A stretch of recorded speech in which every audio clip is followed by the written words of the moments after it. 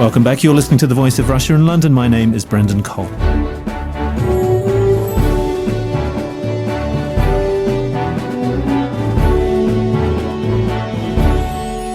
Britain's government has given the go-ahead for the UK's first ever nuclear power station in a generation. With the backing of France's EDF Energy and a consortium of Chinese investors, among others, they will build the Hinkley C plant in Somerset. It comes at a time when other countries are scaling back nuclear power stations, such as Germany in particular, especially after the accident at Fukushima in Japan renewed fears over the safety of nuclear energy. But at the heart of the debate is energy security, and how should a country go about securing this? Have the concerns over nuclear safety been put to rest, and how does nuclear fit into a broader energy mix? So I'm joined in the studio by Professor Nicholas Pidgeon, who's Director of the Understanding Risk Research Group at Cardiff University.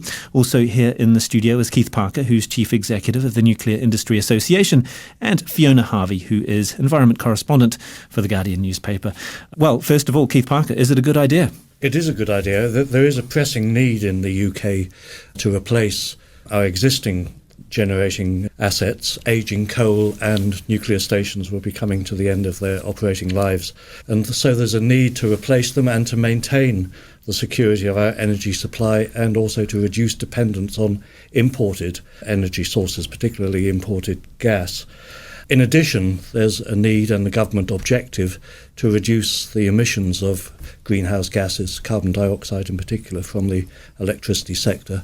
And so the need is to replace those fossil fuel stations with those which don't produce the same sort of emissions, which means moving towards renewables, nuclear power and carbon capture and storage. So it ticks all the green boxes, Nick Pidgeon. We've been studying at Cardiff, alongside the UK Energy Research Centre programme, views on nuclear energy, and as part of that we've looked at the way in which people view the key drivers of the energy mix in the future. That would be energy security, has been mentioned, the need to tackle climate change, and also we mustn't forget affordability for ordinary people. And I think all three of those are very important to people as policy priorities. That doesn't necessarily mean that the mix has to be purely nuclear. I think our research has shown, in fact, that the desire is for, if anything, a replacement of the current fleet, but that people would rather have a more renewable future further along the line. So people think about it in terms of short-term and long-term targets here. Fiona Harvey, there's certainly been criticism of this being perhaps out of date by the time it rolls around in 2023. I mean, what do you make of the idea of this technology taking 10 years and being extremely expensive to build? There are several problems, and as you rightly say, extremely expensive. So the price that EDF, the French state-backed, mostly state-owned nuclear utility, will get from this is going to be at least £80 billion, which is a lot of money. That's about £3.5 million per day of the operation of the plant. And that's the minimum. The other issue is that, as you say, it won't come on stream till 2023. Now, our other nuclear power plants are coming offline before that. We've got coal-fired power plants that are coming offline before that. We've got gas plants that have been mothballed. So we're looking at energy security issues within the next few years. So we're looking at some people have said potential blackouts in 2015. So looking at a plant that will come on stream at the earliest in 2023 is not going to help us through that energy gap. Do you sense a feeling of urgency with this particular case? Because presumably a lot of the people in power at the moment won't be there to cut the ribbon in 2023. I think you'd need to ask David Cameron and Nick Clegg about whether they'll still be here in 2023. Yeah, this is several changes of government potentially away. And the issue is that simply it takes a long time to do a nuclear power plant. We've seen in other countries that not only does it take usually longer than the initial projection, but also it comes in more expensive than the initial projection. So we can expect, if other countries are anything to go by, budget overruns, cost overruns, and we can expect that it may well be, years after 2023 that we actually see this producing power. Keith Parker, I suppose a lot of the criticism is that this is lousy value for money, and especially given that the government is guaranteeing payment to the operators linked to consumer price index, and we could be looking at astronomical costs in the future, couldn't we? I think you need to regard this as an investment for the future. I mean, it's true that nuclear, alongside other low-carbon generating technologies like renewables have high upfront capital costs. But once they're operating, and a nuclear power station will operate for something like 60 years, providing around 7% of the UK's electricity needs, it will be a significant investment, but one which offers long-term, stable and predictable prices and costs throughout its operating life. It's interesting you talk about the political backing for this. There is, in fact, cross-party political support for investment in nuclear, and that has been one of the reasons why this project has attracted investors, because they need the confidence that there will be political support going forward. Nick Pigeon, when Ed Davey, the Energy Secretary, says that the strike price, which guarantees something like nearly twice the market price, was really good value for the taxpayer, I mean, what do you make of that? Do you agree with that? I'm not sure I would necessarily agree with it. It'll depend entirely upon how the economics of this plays out in the future, because we are talking about something that will come on stream in 10 years' time. So if you can predict the economics of energy that far ahead, I think you'd be a bit of a wizard. What I would say is this debate we're having today is part of a much bigger debate that has to be had across the UK, and it's about the energy infrastructure as a whole, which involves the supply side, and it will involve changes to the demand side as well. So there's a much larger debate there, all of which will affect the price of electricity and energy for ordinary people. But with regard to that larger debate, Fiona, is this an admission that other green energies are failing? I don't think this is an admission that other forms of green energy are failing. I think that rather than failing, they've been found difficult and not pursued to the extent that they should have been. So if you look at, we've had projects come forward for tidal energy that have been rejected. We've had a lot of problems getting wind farms on stream. It's been a very difficult course for genuinely renewable energy, which nuclear isn't. Some of those obstacles that have been put in the way of green energy have been unnecessary. Some of them are down to, people's, personal opinions about whether they like wind farms and so on or not. To people who don't like wind farms, you could ask, well, would you rather have a nuclear power plant in your backyard? I think that's a valid question. I mean, you were there last week, and I saw the piece in The Guardian that you asked people that were there. I mean, what were they saying to you? Were they saying that it was an eyesore there at Hinkley? I mean, what was their view? It was were they really negative interesting. about it? So I went and visited the site at Hinkley Point, and I went and talked to a lot of local people, and it's a popular tourist area as well, so there were a lot of tourists there too. And opinion was deeply divided. There were a lot of people who had a lot of concerns, who didn't want it, and who didn't want it for various reasons, partly very local reasons to do with, increased traffic and noise and, construction, that kind of thing. But a lot of people who also were worried about the potential dangers. We talked about Fukushima earlier. People were more worried because of that. But there were a lot of people who were saying, well, it will bring jobs to the area. Now, this jobs question is a really contentious issue because the head of procurement for EDF told The Guardian explicitly that basically British firms weren't going to get very many of these jobs. And the jobs that they're going to get are the low-value jobs. He called them muck-shifting jobs, which, as you can imagine, isn't really of terribly high value. You're listening to The Voice of Russia in London. We're discussing the future of nuclear energy in the UK with Fiona Harvey, Nicholas Pigeon and Keith Parker. Was that a blunder that he made? I mean, I saw those comments, and in effect, it's basically part of the argument made by David Cameron and the coalition government that was the job creation aspect, 20 to 25,000 jobs. This is an area where there is high unemployment, so even relatively low-value jobs are welcomed by many people. And also, these jobs do have a knock-on effect. People who are there to do construction will also benefit the local economy because they've got to, buy stuff and, they've got to live somewhere, all of that kind of thing. So there is a bit more benefit. But the EDF has actually said explicitly that only up to 57% of the jobs in total could possibly go to British workers. Actually, the reality could be an awful lot less. So you really have to question the value of the job creation here. Keith Parker, I mean, Britain did lead the world in nuclear power at one point, opened Calder Hall in 1956. Now we're going to see something that's going to be built with Chinese investment, French expertise, among expertise from other countries. Is it wise for Britain to get competitors to sort out its nuclear power? Well, you're right. Britain was at the forefront of nuclear technology about 50 years ago.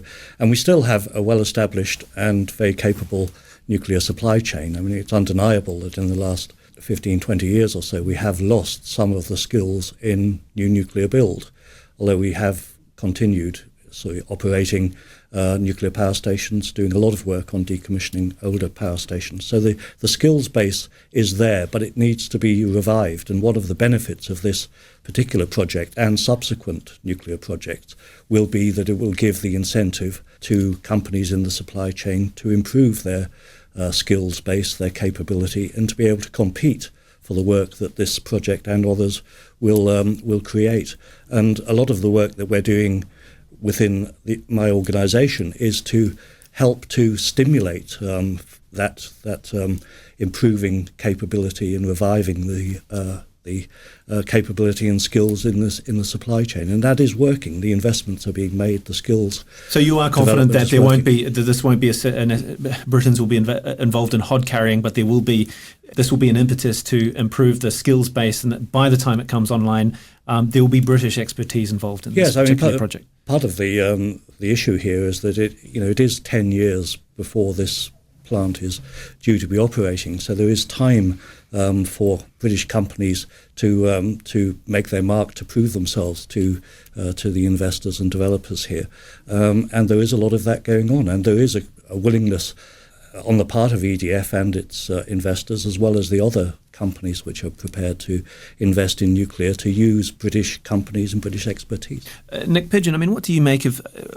Is there a concern that this potentially could distort energy policy, and newer, cleaner technologies which are dropping in price will be displaced by a big project like this that's going to cost £16 billion and take 10 years to put online? Well, I think whenever you commit to a technology that requires a large amount of investment, particularly if one builds maybe more than this one station, 3 or 4 stations over a longer period of time, then you get what analysts have called technological lock-in, that you do become dependent on single technologies, and that can remove flexibility from the system. So a good example is in Japan. As a result of the Fukushima accident, electricity has become much more expensive because they've switched off some of the nuclear stations for safety reasons and have had to now import lots of expensive gas. So one of the dangers potentially of going on a high nuclear path would be that if there were any incident that led to loss of electricity from those plants in that way, then we would be open to very high prices from external imports of fuel. And on the Fukushima question, Fiona, I mean, over the last few days I've spoken to people who have insisted that the radiation has been negligible, although that's not the view of people taking exports from Japan, for instance, South Korea, which views the radiation there as significant. But I'm wondering, from your perspective, do you think that what happened in Fukushima has somehow skewed the argument about safety of nuclear energy, or is it has it raised concerns that we should be taking seriously? And certainly Germany has cut back its nuclear program because of what happened at Fukushima. You need to look at 2 aspects of what happened at Fukushima. One is that it was a very bad incident, and it did have very serious consequences. But, fortunately, in that incident, it wasn't as bad as it could have been. A lot of the sort of safety mechanisms did prove to be working. So it's a sort of a double-edged sword looking at it like that. But yes, I think people have genuine concerns. And, when I talked to the people living at Hinkley Point, they did bring this up. The word Fukushima came up repeatedly. So people do have genuine concerns about this, and we do have to look at that, and we have to be very careful. And so I think you've got to look very, very closely at the regulation of any nuclear power plant. And we haven't built a nuclear power plant in this country for so long that I think you need to ask whether the regulations that we've currently got in place are fit for purpose, or whether perhaps we need to overhaul them, because it was 1995 when we last built a nuclear power plant. So maybe we need to revisit the regulations. And make sure that there are assurances made to the people. I'm wondering, from certainly what I've seen in the last week, there haven't really been those assurances over the safety of nuclear waste, for instance? I mean, that's got to be a priority for the government, doesn't it? Well, waste is a priority. If I would just say something about the nature of regulation. I mean, the design of the reactor that would be built at Hinkley Point, the European pressurised water reactor, has been the subject of a very lengthy and detailed safety assessment by the nuclear operator over 4 years. And that work was done in advance of construction in order to provide that sort of assurance that it would be acceptably safe to be built in the UK. The question of waste, which is one that has to be dealt with. I mean, there is a significant amount of existing waste from the legacy of early nuclear stations, nuclear facilities. That has to be dealt with. The government has a policy that there will be a deep geological repository for handling or managing this waste ultimately, and that policy is being pursued, and it's one where we believe there are technical solutions available to the waste issue. What is needed is, if you like, the sort of political will to get it going. But in the meantime, the waste is safely stored and contained at the sites or at Sellafield.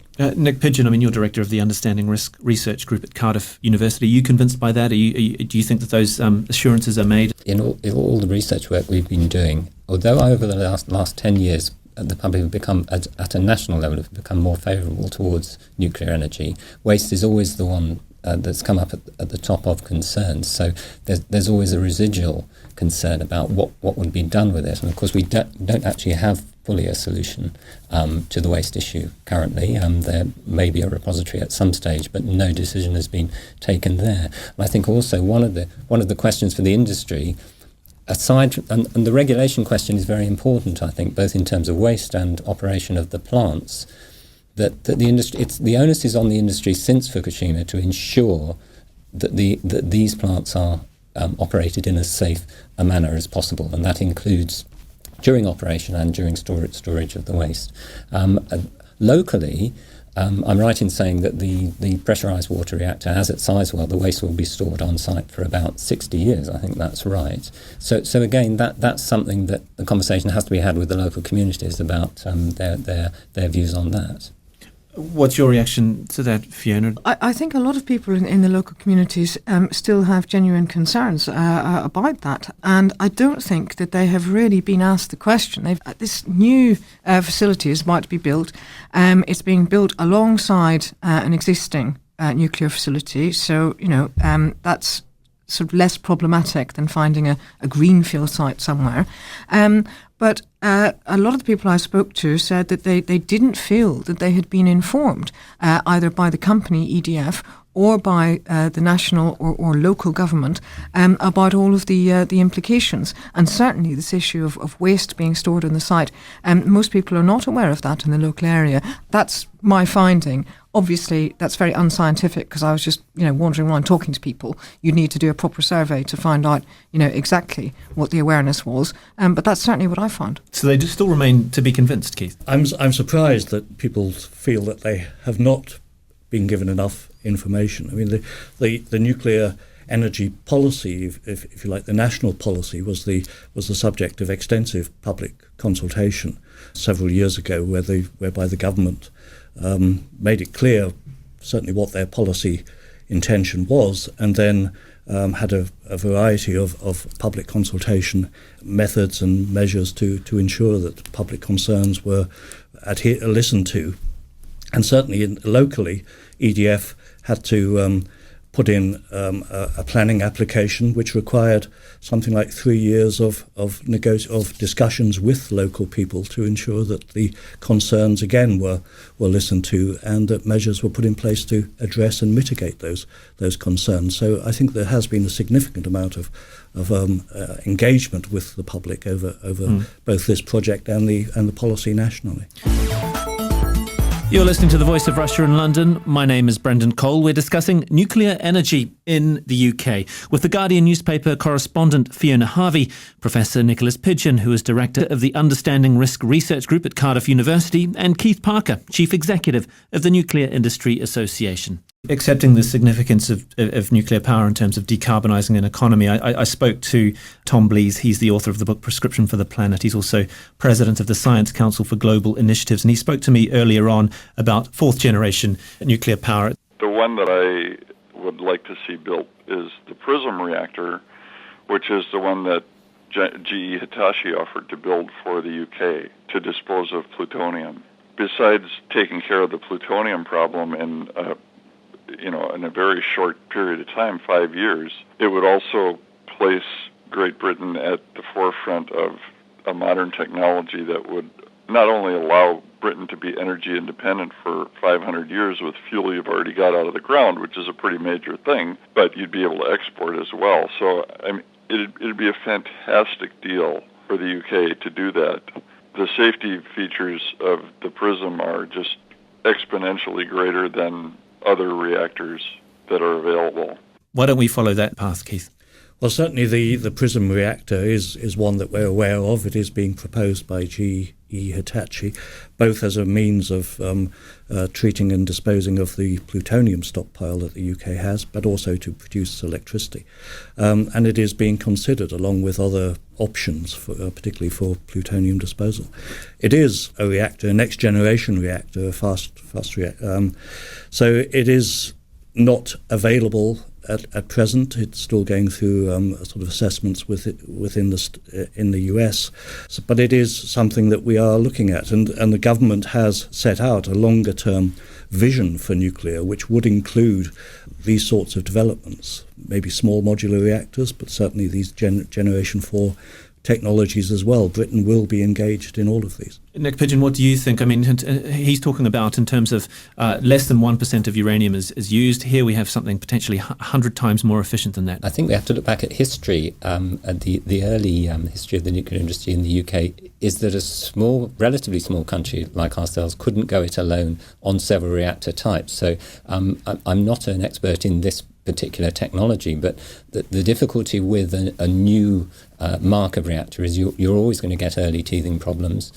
You're probably going to get more cost inflation than with other types, and that you need we would need quite a large indigenous science and technology base, which to some extent is no longer there to actually take that level of research and development forward. So that's the problem with opting for a completely new type of reactor, even though there may be benefits in terms of safety or economics further down the line. I should say, probably dealing with the plutonium stockpile, it would be a deeply political issue that would have to be sorted out by government. It's not something that any of us around the table here could really vouch a strong opinion on.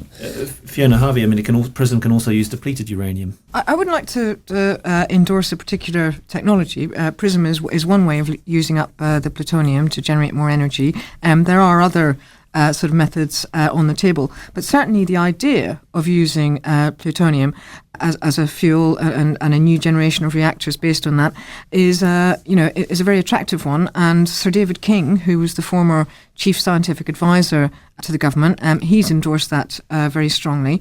And in fact, he's now back in government as an advisor.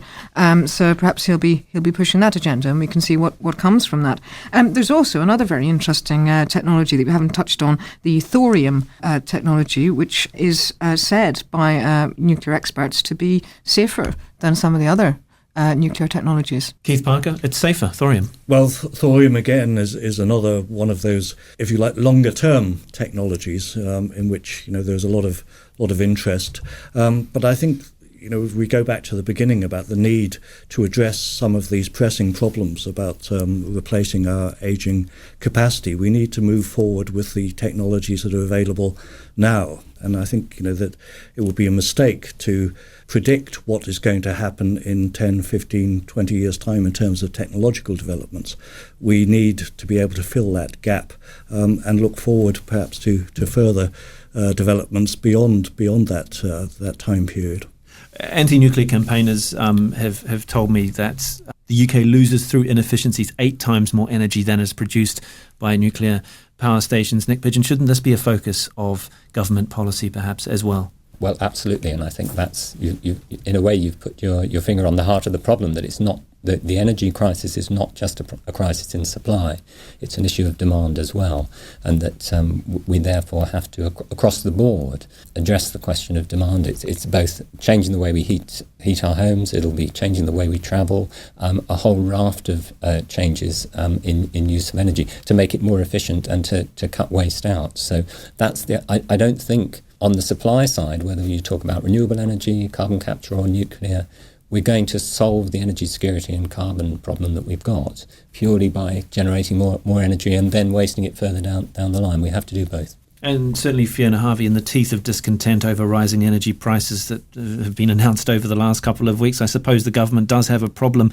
especially now that David Cameron is looking at rolling back green levies. I'm wondering where Hinkley fits into this debate about energy security. I mean, do you see potentially in 10 years' time, when it does come online, that we will have a very different energy mix in the UK? Well, we can hope that we do have a very different energy mix by then. At the moment, the energy mix has been affected by coal-fired power plants coming out of service, nuclear plants soon to come out of service.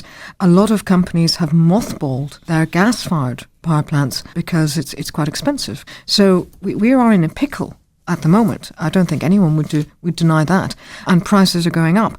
And just on this point of energy efficiency, the government's only policy on energy efficiency, which is the Green Deal for households and the energy company obligation, which are supposed to give people loans to improve the energy efficiency of their homes. And we have the leakiest, draftiest, coldest homes in Europe.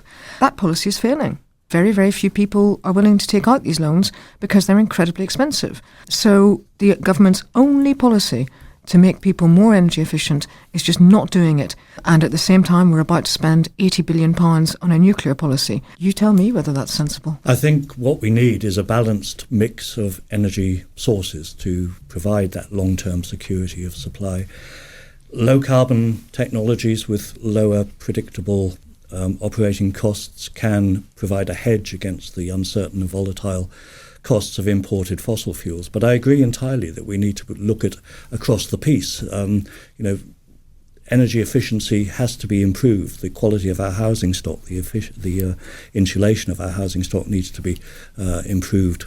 It's not just about the generating side, but we do need a mix of technologies in the generating in the generating side. And just finally, Nick Pidgeon, do you think that mix will work for the United Kingdom in 2023, taking into account nuclear power and Hinkley, but a broader energy mix which will ensure that the lights won't go out? Are you confident that will happen? I think it's a longer story that we have to deal with. It's got to happen, actually, if we're to meet the targets that, through the Climate Change Act, we are legally obliged to, and if we are to avoid the lights going out at some point in the future. So there's a need for, in a sense, a root and branch look at all of this. Nuclear is only a part of the issue in relation to actually changing the infrastructure over the longer term. So there's a much wider and larger set of issues embedded with all of this, which are only likely to get more, I think, contentious. That's Professor Nicholas Pidgeon, Director of the Understanding Risk Research Group at Cardiff University. Also here in the studio, Fiona Harvey, Environment Correspondent for The Guardian newspaper, and Keith Parker, who is Chief Executive of the Nuclear Industry Association. Thank you all for joining me, Brendan Cole, on The Voice of Russia in London.